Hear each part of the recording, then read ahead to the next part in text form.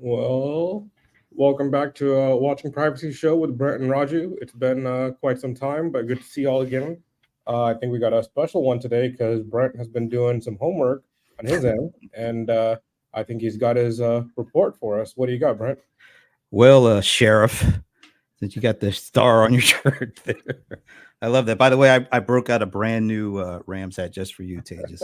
So, but no, I'm really excited.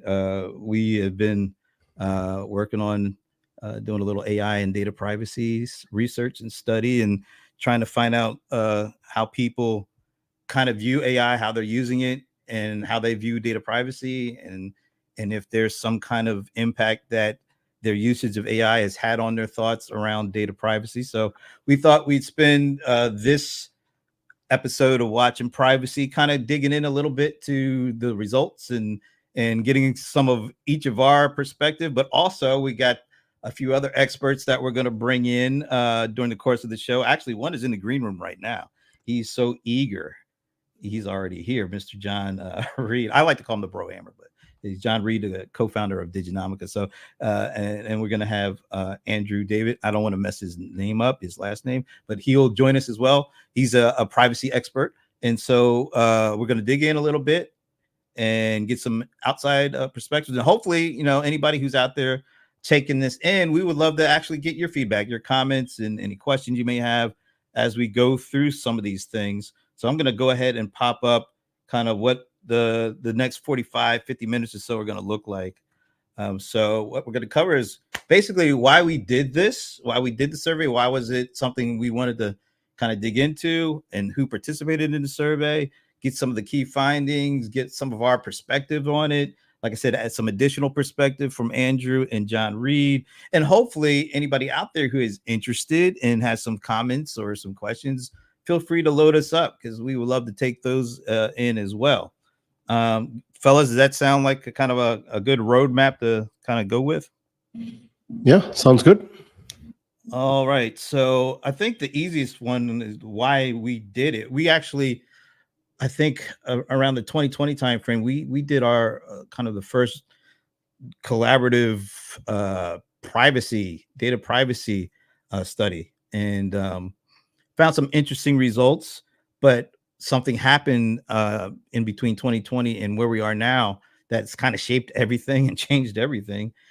It's this thing called generative AI. I don't know if you've heard of it or if anybody has talked to you about it, but it has definitely changed the landscape for pretty much everything when it comes to technology, particularly in the enterprise.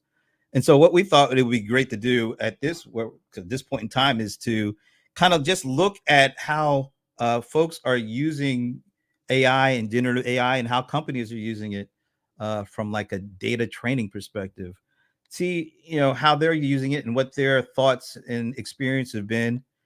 And then also to see how those experiences has changed, if at all, the way that they view data privacy. And so I think, does that kind of sum everything up that while we're looking at doing this?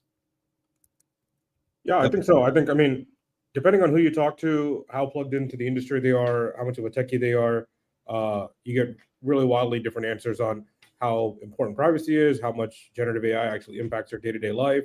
And so having like a broader survey that'll kind of hopefully normalize some of these answers. We might have strong feelings one way or the other towards a certain topic, but the vast majority could feel extremely different. So it'd be interesting to see what these results are. All right. So and so going into actually who participated. So this first go around, and we foresee this as being just the first go around. We want to kind of on a timely basis see how these answers change over time. So we started out with 1,000 U.S. based employees. Eventually, we'll hope to go international, so to speak, and find out how folks in one geographic location answer these questions based compared to what's going to see here in the U.S. So eventually we'll get to that, but we wanted to start with U.S. based employees. There's 1,000, and then the actual breakdown in terms of they're pretty much all over the board in terms of the size of the companies that they work at. So we wanted to have like a kind of a nice wide swath of that. Although you could see a pretty significant portion, even at the high end.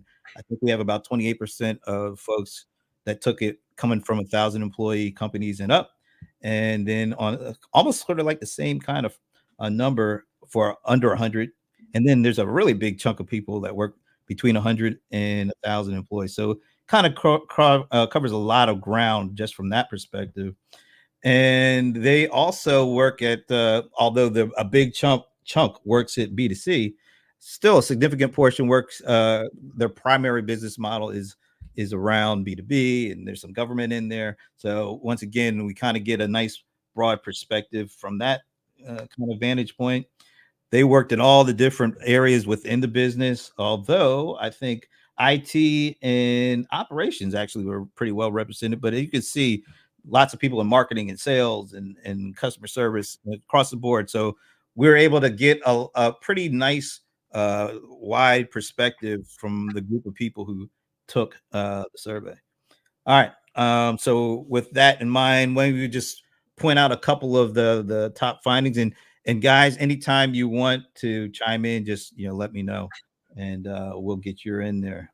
So once again, 1,000 employees, U.S. based, and this is the general findings. We're going to kind of delve deeper into certain categories that kind of got our attention and interest. But the numbers for right now are the overall numbers for everybody who took the survey. And this slide actually sets up one of the things we dig into a little deeper. So one of the questions was, how often do you use Gen AI services? And we asked them, is it daily? Is it weekly? Is it monthly? Is it rarely? Is it never? And the two that really caught our attention, because they're on kind of both sides of opposite sides of the equation, there's almost 1 in 4 people use these tools on a daily basis, but a little more than 1 in 3 actually have never used Gen AI, which to me is kind of surprising. I don't know if you guys want to remark on that. I thought maybe because I'm living in the bubble, but it feels like I was expecting maybe less people to say they've never used it at this point. What about you guys? I've seen my own usage trend vary. I barely used to use it, say, a few months back. Now I'm using it probably a few times a week. It used to be a few times a month. So my usage certainly has gone up. But I suspect with the 24% using it daily, I suspect that number is going to be much higher if you did the same poll in August, because Google integrated that into their search. So if you're searching something, by default, you're using generative AI without knowing that you're using that. So I think that number would be inching higher. Also, the use cases are becoming more clear. Integrations with third-party applications are getting there. So the maturity of it is slowly increasing. A few months back, we were probably at the peak of the hype cycle. Now that hype is dying down, and it'll slowly build back up with real use cases and real usefulness out there.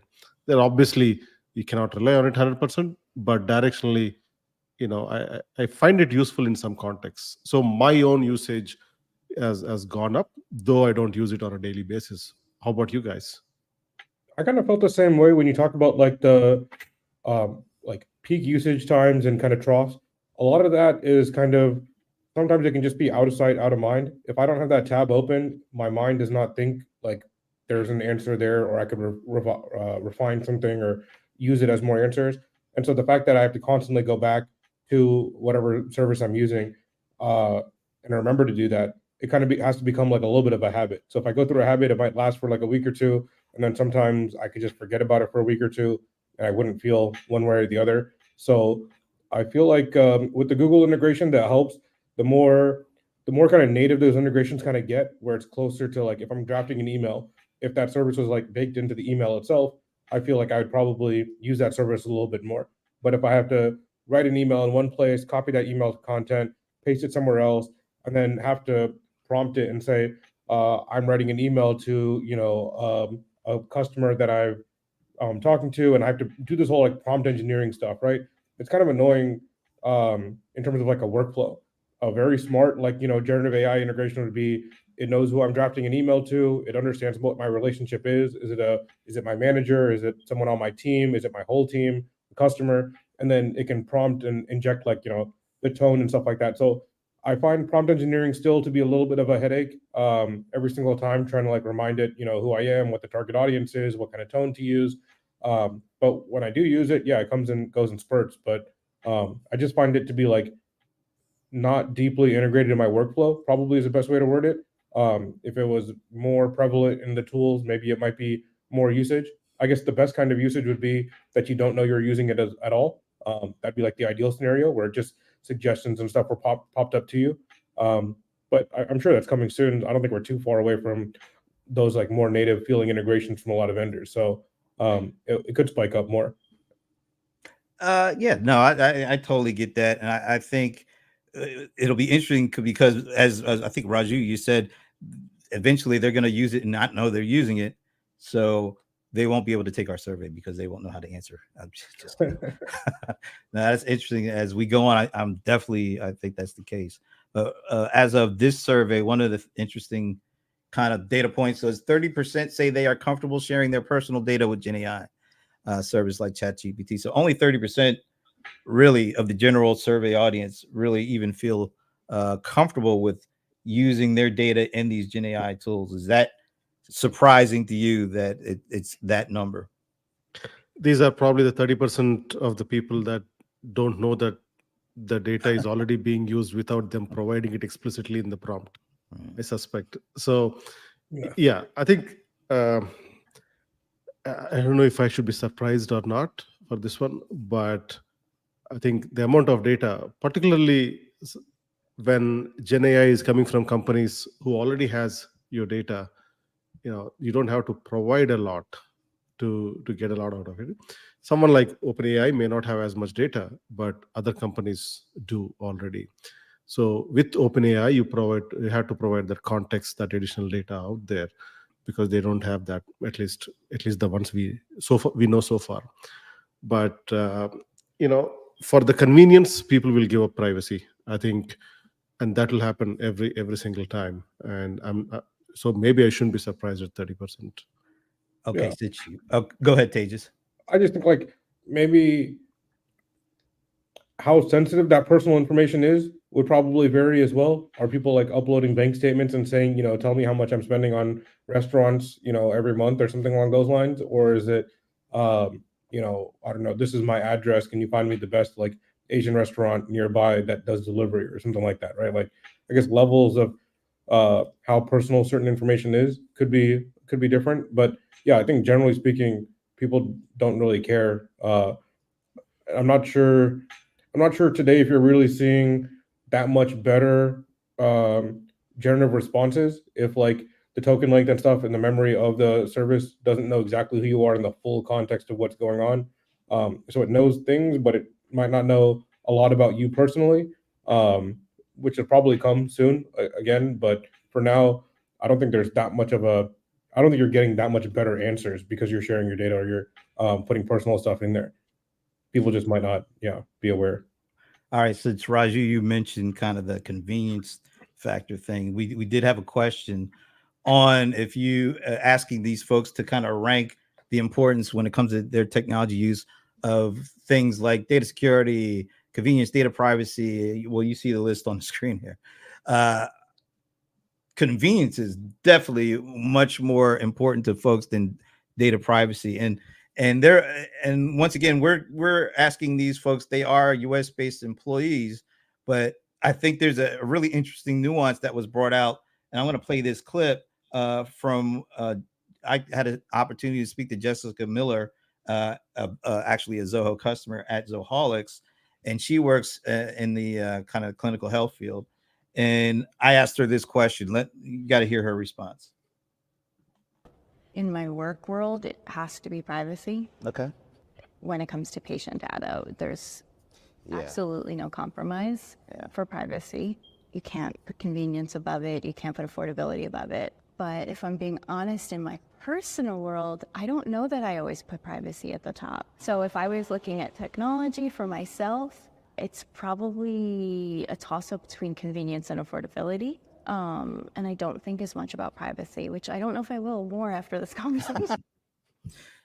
Do you think she represents kind of the general thinking when it comes to the where data privacy fits in the list of priorities here?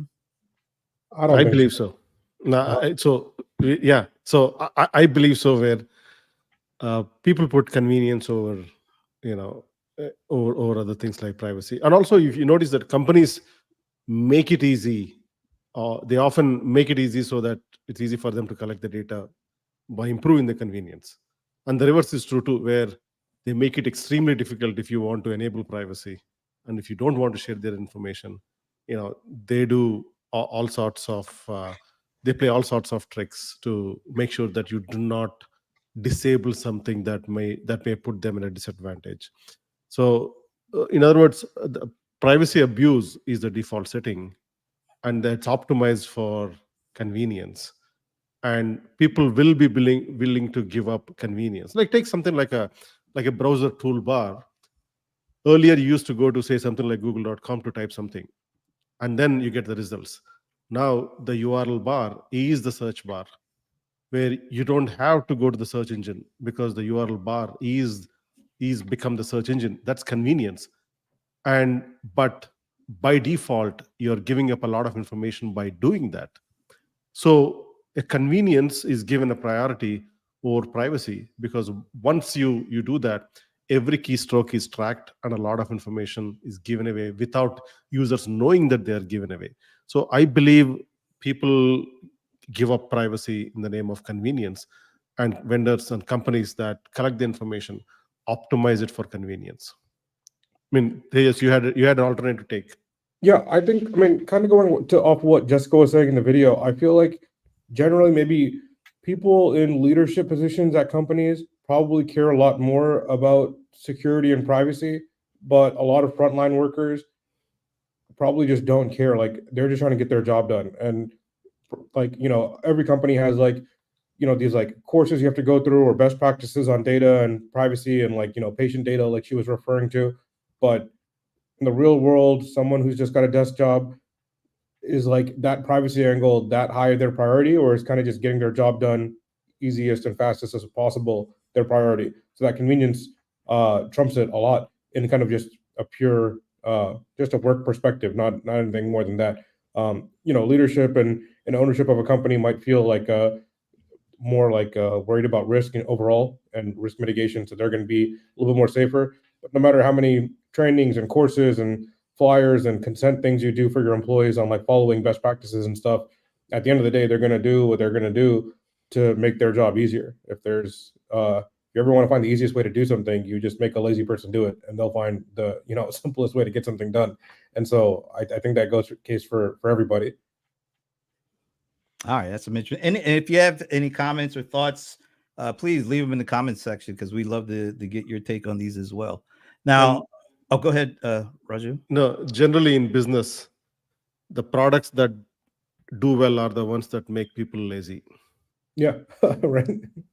Like the remote control. That's who walks to the TV nowadays to do anything? Nobody, because that. And it's one of the greatest inventions of mankind, if you ask me.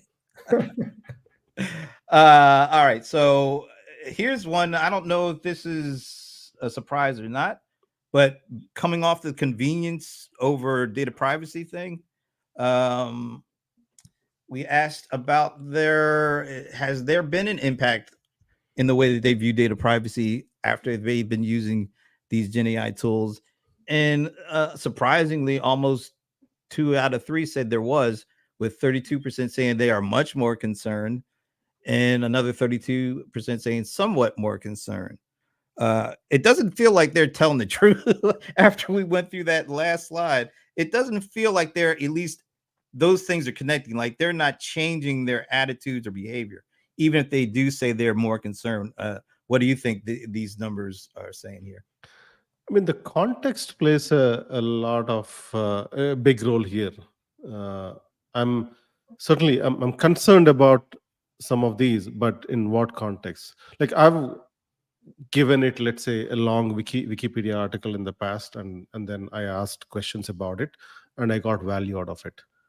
But I also seen people give input a 32-page legal document and ask questions about it, and that certainly is concerning when you have a legal document that you are uploading to a public Gen AI system and asking questions about that document. And that's the reason some of the businesses are extremely concerned about it. If you're a legal firm and if you provide this tool and you don't know one of your employees is using it this way, that should be concerning. And it can be any document for that matter. So there are some contexts where you have to be much more concerned about it, but in other contexts where if you're just using it for language improvement and all of that, it's less concerning. So the context certainly plays a more important role here. Yeah, I think also maybe the framing of the question, we could probably ask a couple follow-ups there, but I'm thinking over the past like 10, 15 years, we've seen like a lot of companies basically just collect as much data as possible. Even if you don't really know what to do with it, collect whatever you can, and eventually we'll be able to figure out how to use it. And now with a lot of Gen AI, it's kind of easy to use it. So if you can train it on these models or train the models on your own data sets of customer information, you can get insights and analysis that before might have been more difficult to extract. So let's say previously, I don't know, I'm running some like very basic advertising system, and I would get like, Raju likes oranges and apples. And so I might target him with orange and apple commercials or whatever. But now maybe I know that he likes oranges and apples and maybe adjacent fruits, and I can figure out maybe there's some other aspects of insight I can grab out of those, maybe some kind of orange apple hybrid or some kind of juice or something that was connected. So that like inference model could be a lot better than, straightforward data analysis on like raw data points that was kind of the case before. So I think a lot of times when people think of Gen AI, they might think of just typing in a box and getting an answer, like kind of a chat interface.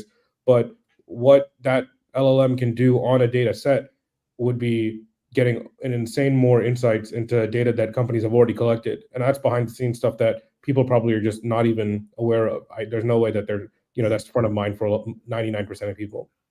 Yeah, I totally agree with that. And it'll be interesting to see how, maybe we can add a couple of follow-ups into the next one, because it's important to get the context behind just the raw number. I'd love to dig into that a little bit more. All right, we got our guys, both of our experts in the green room. So why don't we do one more before we bring them out? And this has to do with how they're actually using training data or training employee data with training AI with them. I'm really tongue-tied this morning. 42% say they work at companies training AI with employee data. Is that a surprise? Is that a number that you thought would be higher or lower? What do you think? It's on the higher side. But again, it comes down to the next level of detail, what employee data and all of that. So, some data, first, did the employees approve of this? That is the first question that comes to mind. And but I think that number should be. I expected that number should be lower, because we don't have clarity on it yet. If the adoption of AI in the workplace is not at 40+%, I think this number I expect it to be lower. Also, some people might not even know if their company is doing it or not. So there's the other angle there too. What company data is extremely important, right? Like if we maybe took, let's say everyone in my company, I wanted to figure out kind of like salaries, who's in band, who's out of band, maybe like who's getting paid too much, different like salary analysis. If I put people's names there, yeah, that looks kind of bad. But if I just put like employee numbers and then I kind of cross-referenced it later on in my own world, that would be like a use of employee data, but kind of anonymized employee data, but maybe not really. And so there could be some usage there, but there's levels to it. I popped this one up because it's kind of the follow-up. I was actually a little surprised at how positive they viewed their employee data being used to train AI. It's a little more than a 2-to-1 ratio, positive to negative. It's kind of surprised me in the sense that I don't know, maybe there's some more levels of granularity we can dig into to see what what kind of data are they feeling positive about versus what kind they're like, keep your hands off of that. So I'm going to introduce our guest because I think they had an opportunity to see some of the data and some of the results, and they might have a few top of mind thoughts to add to the conversation. So I'm going to bring on both of them, and then we'll have each of them kind of dig in there. So let me bring on Andrew David. Andrew David, how do you pronounce your last name? Because I don't want to butcher it. Bhagyam. Bhagyam means blessed. Yeah. I'm just going to call you Blessed Andrew from now on. So there you go. That's a good one. Thank you for joining us. And this guy, people call him co-founder of Diginomica, John Reed, expert and all that. I call him the Bro Hammer. So he's going to be the Bro Hammer. John, thanks for joining us, man. Thanks. I think I can live up to that today. I'm coming in hot. I'm coming in real hot. We're going right to the Bro Hammer because when he says stuff like this, I just get out the way. So the floor is yours. Give us your thoughts on what you read and what you've heard and all that. All right. Well, first of all, kudos on this necessary discussion and valuable data that you surfaced. So big kudos for that. Coming in hot. I'm not coming in hot on you guys. I'm coming in hot on the survey respondents, though. I got some problems with some of your survey respondents, but I want to say I want to double down on one thing, which we can maybe get back to later in the discussion, which Raja made a critically important point, that privacy abuse is the default business model. I think that's incredibly important. I want to add one more, which is that privacy is an illusion. And by that, I mean that people say, oh, well, I favor my privacy over convenience, or I land a little more on this side or the other. Stop it. Unless you're completely off the grid, start with a default assumption that your data is completely exposed and work backwards from there. Let me give you an example of that. Last night, I got a credit alert. My social security number's on the dark web. That's a really big deal for U.S. citizens to have your social security numbers exposed. There's a bunch of social security numbers that just got exposed to these clowns in Florida, a company called National Public Data that don't know how to protect that kind of information. Super clown show, millions of social security numbers exposed. Start there and work backwards. And I'm a victim of identity theft, so I have a lot of experience with this. So anyway, just be aware that your illusion that you're controlling who gets what of your information is totally an illusion. So anyway, let's start there. And then as far as the survey, you also have this other mind-blowing stat. 56% of your daily users say they don't mind sharing personal data with these tools. What is wrong with you people? Seriously, what is wrong with you? You do understand that this becomes part of the training set, and that study after study has shown that the IP can be pulled out of these systems. You do understand that using the kind of prompt engineering techniques that Tejas was referring to earlier. So anyway, but I think one really, really important distinction that I would also make before I throw all the survey respondents totally under the bus is that it really does depend on how you configure these tools. For example, if you take ChatGPT for an example, the default, it puts your stuff in the training set, but you can also change those defaults depending on your subscription level and stuff like that. And then beyond that, on the enterprise level, probably if you talk with your company, and it's very important to talk with them about this, they probably have an enterprise level agreement that protects that from happening.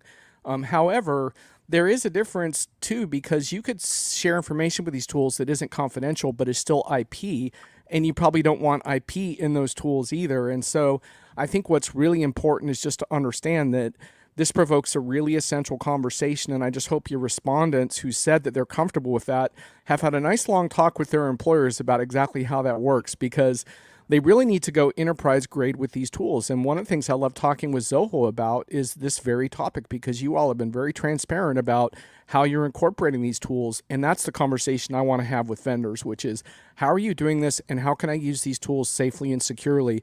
And once you understand that, then I'm good. So I don't know how your respondents totally stand on those issues. So I don't totally want to throw them under the bus, but I'm just a little freaked out by that response because something doesn't seem right there. So anyway. Before we get Andrew's thoughts, Garrett, I'm not going to be able to leave this comment up because I think it'll cover up both John and Andrew's face. It's so long, almost. But all Tejas needs to know is he completely agrees with you. So everybody could read the comment. I want to get back to Andrew and get your take on what you got a chance to check out and even what you've heard today. Yeah, I mean, I was also taken aback by the stats. For the first time I went through that, it was indeed a shocker for me, because what I thought was people do find generative AI to be productive, but they also sadly find that to be protective. They think it is protective. They think that data is already in good hands.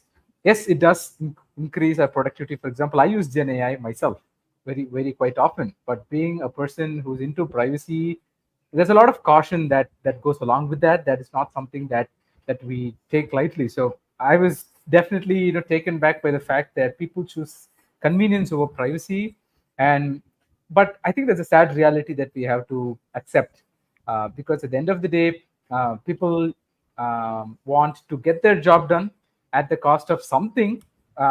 So probably it is privacy in that case. That is obviously not a good sign, but it's also good to see that there are people who are still thinking along those lines, people who are actually aware, at least for the most part, thinking that privacy is not something that they should take lightly. Some who are privacy, I'll say, extremists who have never used Gen AI tools because of privacy requirements. I mean, you remember the discussion that came when along WhatsApp, whether now, when it merged with Meta and all of those things. But at the end of the day, there are people still using WhatsApp. I still use WhatsApp, for example. So, at the end of the day, convenience becomes a more important facet, because most of our work revolves around these tools, and these are easy to use, and the business model is such a manner that you don't really have to pay much for that. All that you have to do is a very small subscription, and it gets your work done. So, uh, uh, to be very honest, I'm still in a state of shock. I mean, reviewing the slides that you put, I'm just lost for words. And Andrew, to your point, that you don't have to pay for that. What you mean is you don't have to pay for that with money, but there is an abstraction here. You're paying for that with your data, and people are using that data to collect money. Because it is abstracted, people realize that they're not really paying for it. And that is also part of the convenience. So you're slowly giving up your privacy without knowing, but paying for it, but not knowing that you're paying for it. Yeah, I think that abstraction point, exactly what I was thinking about, but was having a hard time articulating it. The consequences of sharing information is not super clear to people. Like, the reason people feel so comfortable about it is I feel an upside in that convenience is there, but I don't know what the downside is. Like, sure, they have some more data on me, but like, how does that negatively impact me in any way? And whether it's work or personal life, it doesn't really matter. I'm just trying to get things done, and whatever can get it done quicker and easier, as long as, especially when you can't see that negative consequence of what the downstream effects would be of sharing information and how that might hurt you either financially or some other way down the line, then it just seems like a win-win. And it, just like, I guess we're calling, or John calls these people kind of crazy, they might call us crazy. Like, what are you, being so worked up about? I'm getting all this convenience and work done for me, and there's no real downside. You guys are just like paranoid, like people over here. And so what I think is crazy is not necessarily sharing personal data, but I suspect, and I could be wrong about this, that most of those folks that responded that way aren't experts in configuring these tools to protect themselves from that, because most of these tools do have settings deep in the bowels of their terms of service and stuff that you can change, right, that protect you from the worst of this. Now, there's always a little bit of a risk, and I was talking with a partner over at IBM about this, because one of the interesting things is how these systems, even if they don't use your data for training, they also do have an ongoing log file, and the log file you need to investigate as well from a corporate perspective in terms of how these log files are being deleted after a certain point. And there's a real sort of audit that needs to happen on the data trail here. But to me, you could defensively share personal information if you configure these tools properly. I just think that those aren't skills that most of us have. We don't have these data and privacy literacy skills. We just start using these tools without even thinking about that. And the companies don't make it easy for us, right? Like they don't say, "Hey, would you like to, make sure that you don't use, our data for your, for our business model's benefit?" Because of course, as Raju alluded to, that's the whole point of the business model. So they're not going to go out of their way to encourage you to configure those things properly. And I hope that enterprise level companies are much more sophisticated around these conversations than I think they are, because then they can go back to their users and say, okay, here's the ground rules, here's what you can and can't do. And I think that's how we progress this conversation, in my opinion. And if you're a consumer, do a simple experiment. Put your phone number on a search engine. Do some research about what information about you is available. You'll be surprised at what information you'll find. Every single location you have historically been at, your addresses and all of that is available on the public, including your current address. And to John's point earlier, including your social security number is out there. So with your current address, your zip code, your social security number, what else can you do? What information can you do? From resetting your password to calling whatever. And of course, your frequently used passwords are also publicly available. And that increases the chances of someone's accounts, could be financial accounts, being compromised. Those implications, and some of the systems, interestingly, that are abusing, using this information to abuse and steal information from technical illiterates is increasing, and the complexity of the calls of the abuse calls are increasing as well.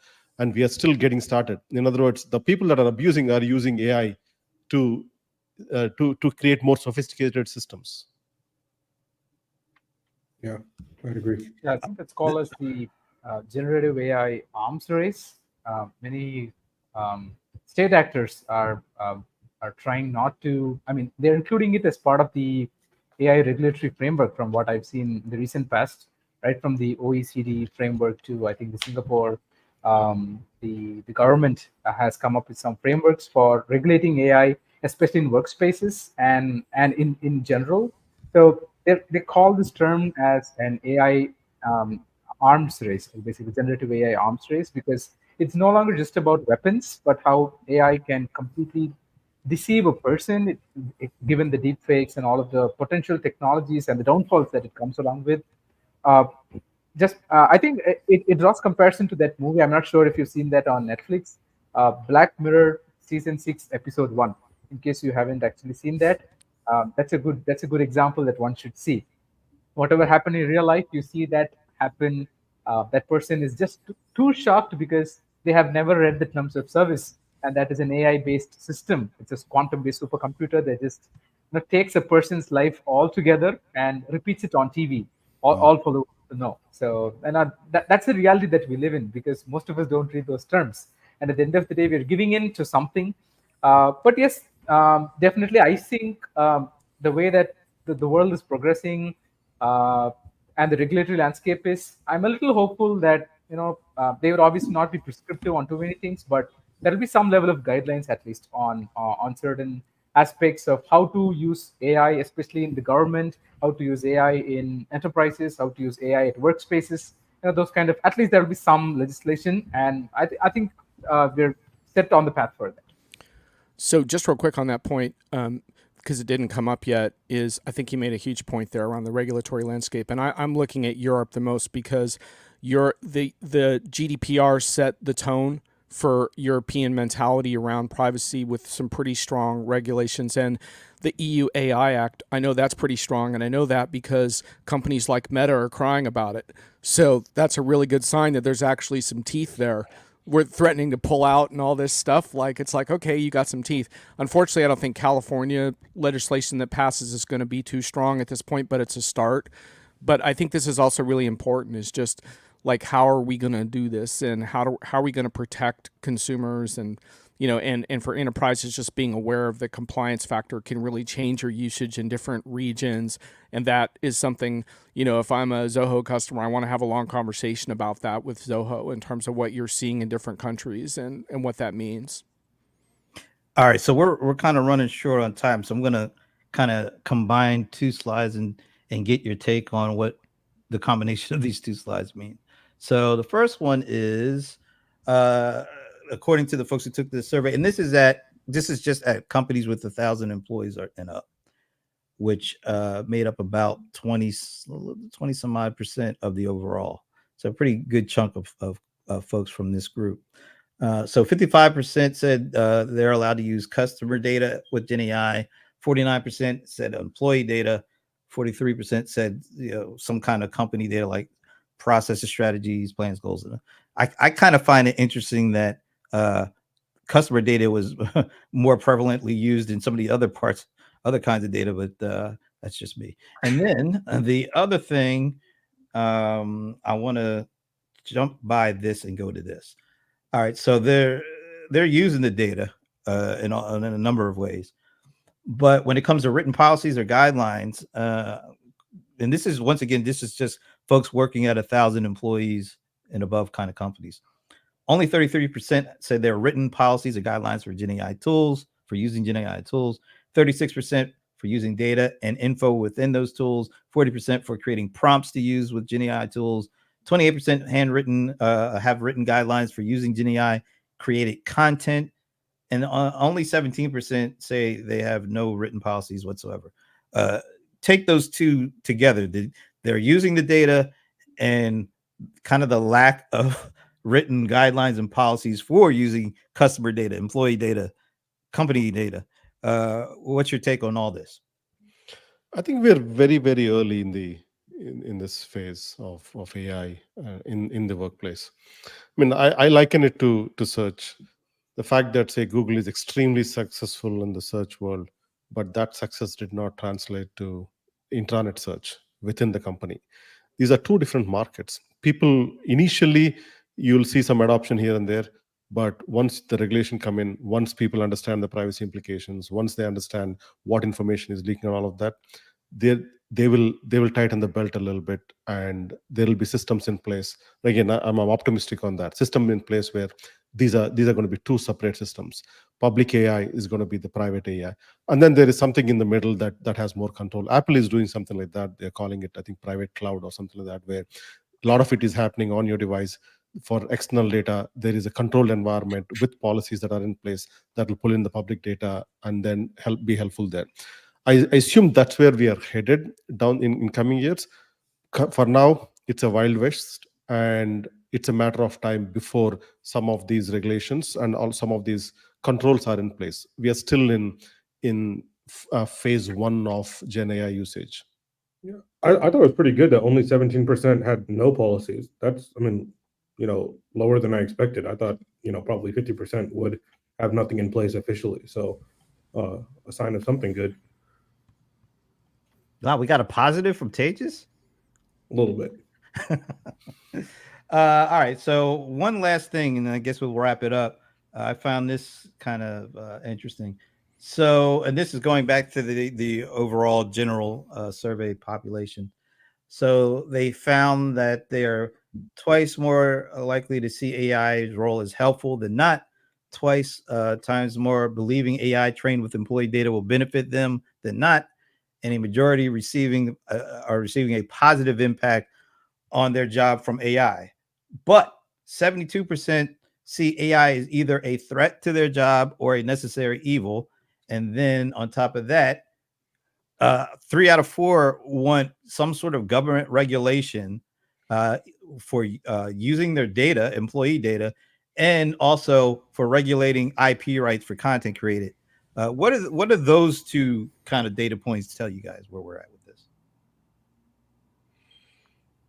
I thought the previous one on what was it, 45 or 46% a threat to their job. I would say realistically, probably that number should be higher, depending on what their roles are. We could probably split that down based on people who are in like sales and marketing or other roles. Maybe that percent goes higher or lower based on that. But ultimately, I think the necessary evil is the most important thing. I wouldn't really call it evil, but it will unlock productivity, and it does, make parts of jobs and work easier. So it is beneficial, but it's just leveraging it properly and understanding where the tool stops and where the human kind of begins is probably the most important thing for probably anyone. Yeah, I mean, I totally resonate to that, and that reminds me of this this post that I saw on X that reads like, I'm sure all of you have gone through that. It says, "I want AI to do my laundry and dishes so that I can do art and writing, and not for AI to do my art and writing so that I can do my laundry and dishes." Right. So we want to stay creative. We want AI to help us to be a productive medium, something that helps us along the way. For example, recent work that I did was I need to write some code for parsing certain documents and rendering into different formats. I obviously don't code these days, but I'll have to depend on other teams to actually do that.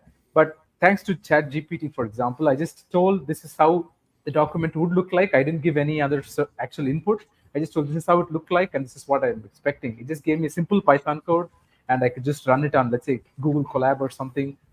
It gave me the output I desired, something that's very simple, which would actually take me at least 2 or 3 days and a lot of dependencies to do. So it actually makes us more productive. And I think it's a necessary evil in that case. It's obviously not a threat to our job. If you see it as a threat, it would be a threat. But if you see it as an opportunity or a milestone that we should reach, or a way to incorporate that, like how computers became a part of our everyday lives. We were thinking computers will replace people, but that was not the case. That's the case with AI too. It will help people, but if we let it beyond a certain point, if we are too careless, I think the fault is coming back to humans. Brent, can I make a closing comment? Yes, the floor is yours, Brohammer, sir. Okay, closing comment. What an awesome discussion. Thank you for inviting me. I loved listening into the first part too. You guys did a great job. That number, that 46%, like so this whole thing around that laundry quote, I love that quote too, around preserving creativity. The fact of the matter is that doing things like laundry and dishes is actually very, very difficult.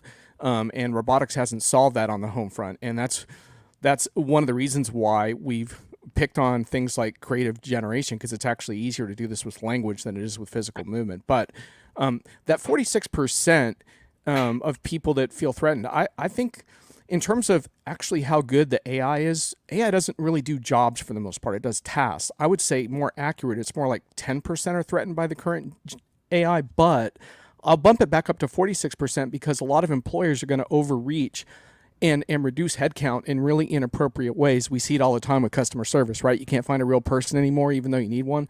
So a lot of companies are going to do what I call overreach, and they're going to extend these tools beyond what they're capable of. And so I do think people should be threatened. So my message to employers is put out a life-affirming message about how technology like AI is going to help your people, and that you're not about firing people, but helping them do their jobs better and be more creative, like Andrew was saying. Put that out there. And also don't wait for regulations. Put out guidelines that, to Raj's point, free people up to feel safe using these tools so they can do it to do their jobs better. And let's get on that. I mean, I think the numbers were pretty good. And my final, but there's just more work to be done there. And my final comment is, I was listening to a podcast about Signal the other day, because Signal's a totally encrypted messaging app. And it was so refreshing to hear a business model that explicitly said, we differentiate on privacy. We don't gather your data. We don't want to gather your data, and we're not doing AI.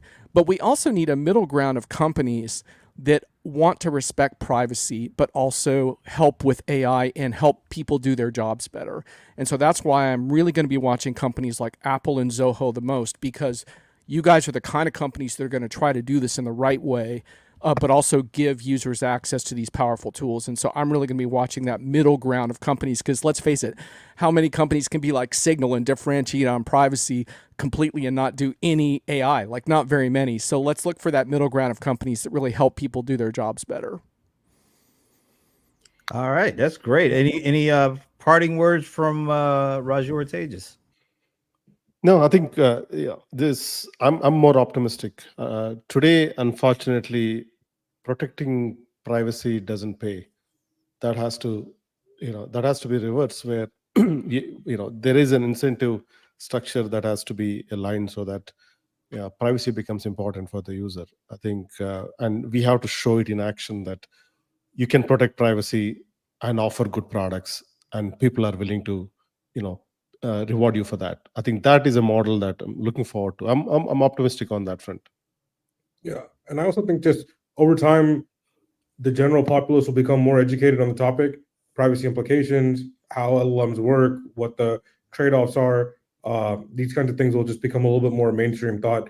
If we circle back maybe 10 years ago, thinking about like Facebook or Google, I don't think ads and like privacy was like such a concern, even though nothing's changed. They've, I mean, just expanded their data collection, but for the most part, the core concepts are there. But it was over time that it became a much more like front of mind kind of an issue, and people understood what the trade-offs were more clearly. So I feel like over time too, this will pick up through more content creation and just general education of the public. They'll probably get a better sense of how to protect themselves better and do the configurations and stuff that John had mentioned earlier as well.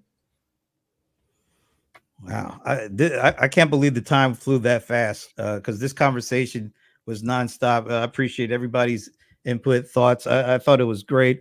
What I'll look forward to is seeing how these things change over time, seeing how with more experience with Gen AI and more opportunities to experience what it has to offer and how it's being used. How does that change how we view data privacy and generally how we view AI?